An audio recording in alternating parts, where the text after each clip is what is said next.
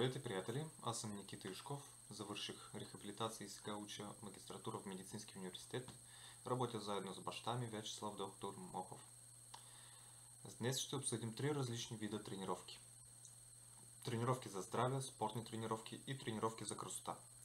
Трябва да се каже, че хората често бъркат тези цели, а поставянето на правилната цел в тренировките е може би най-важното. Да предположим, човек започва да се занимава с спорт. Каква е неговата цел? Максимална тежест, максимална скорост, техническа сложност на движението. Какво общо има това със здравето? Здравето тук липсва. Защото ако многократно повтаряме едно и също движение, най-вероятно изразходвате ресурса на тъканите. Прощалите, връзките, сухожилията и самата става не са предназначени за хиляди повторения. Нито при плуване, нито при гребане, нито при борба и така нататък. След това треньорът, който вижда някакъв потенциал във вас, със сигурност ще се опита да изцеди всичко от вас до последна капка. Ако става дума за борба, това ще е укрепване на врата, който може да развие артроза. Ако става дума за скокове, това ще са травми на долните крайници и така нататък. Тоест спортните цели за постигане на спортни резултати. Това е ясно за треньорите, но не е ясно за много обикновени хора. Доста хора отиват в фитнес залата, за да започнат да правят лежанки и си мислят, че когато правят лежанка, техните гръдни мускули стават по-големи и по-красиви. И че по този начин стават и по-здрави. Но не е така. За да постигнем козметични резултати, използваме едни тренировки и ставаме по-красиви. За да постигнем резултати в спорта, се занимаваме с определени движения и увеличаваме своята продуктивност в тях. Ако искаме да бъдем здрави, това ще е със съвсем различни тренировки. Да вземем козметични тренировки. Ако искам да увелича гръдната мускулатура, започвам да правя лежанка, кросовър. Ако искам да увелича бицепсите си, правя упражнения за тях. Общо взето увеличавам това, което се вижда в огледалото. Логично е, когато тренираме мускулатурата, за да се хипертрофира, трябва да използваме максимална амплитуда. Това означава да разтегнем максимално мускула, да го свием максимално и да задържим концентрацията и вниманието. Интересен факт. Има едно изследване от Харвард за амплитудите на движение, за хипертрофия в мускулите, което протичаше последния начин. Взеха 3000 души, поделиха ги на 3 части и едната част правеше само първата част на движението, втората част на движението, а третата цялата амплитуда. Изследването доказа, че когато движението се прави от средно положение на мускула до най-удължена, т.е. ако говорим за бицепса, ето това движение, хипертрофията е по-бърза на 30% от когато правим цялата амплитуда. В резултат на многократното претоварване на мускулите ще се хипертрофират. В тях ще се отлага белтък и ще нарастват миофибрилите. Обаче ако разтягам мускулите в пълната амплитуда и ги свивам в пълната амплитуда, най-вероятно ще достигна до крайни граници на движението на анатомичната става. От това ставата ще се износва и ще страда. Например, ако реша да клякам с голяма тежест до пълно клякане. Ако човек на 35 години, който никога не е клякал с щанга, започне да прави клякане додолу, най-вероятно ще доведе до разкъсване на задния рог на медиалния менискус и ще има проблем с коленната става. Излиза, че за да развия максимално глютеуса и квадрицепса си, трябва да клякам додолу, а за да запазя здравето на коляното си, не трябва да клякам додолу. И това важи за почти всяко движение. Да предположим, че съм човек с плоска структура на тялото и съм започнал да правя лежанка. Като моето тяло лежи на пейката и правя голямо движение, разтягайки максимално гръдния мускул. Както учат в бодибилдинга или културизма. Разбира се, мускулите ми ще се хипертрофират, но акромиоклавикуларната става ще се изкривява в долното положение, което ще доведе до артроза. Същото важи, когато правя лицеви опори на успоритки. Опитвам се да развия трицепсите си и да увелича гръдната мускулатура. Козметична цел.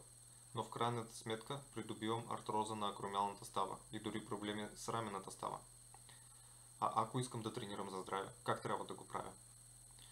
За здраве трябва да тренирам, като използвам, разбира се, не най-големите амплитуди, защото ако използвам големи амплитуди, ще се травмирам.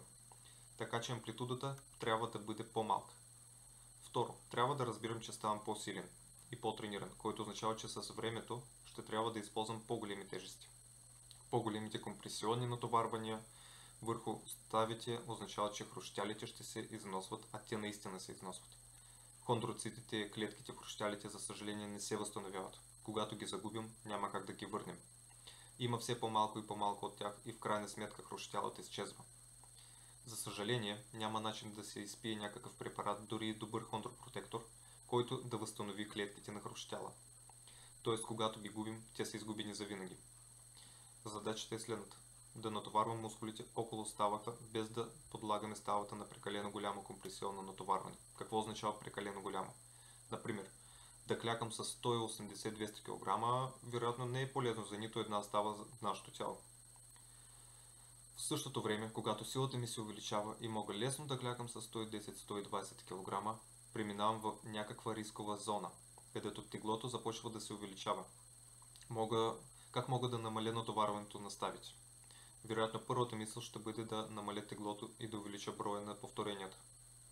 Но това е лош отговор, защото повече повторения водят до същото износване на ставите, както и големите тежести, а дори до по-голяма. Затова най-добрият начин е да забавите движението, да направите ексцентричната фаза по-бавно.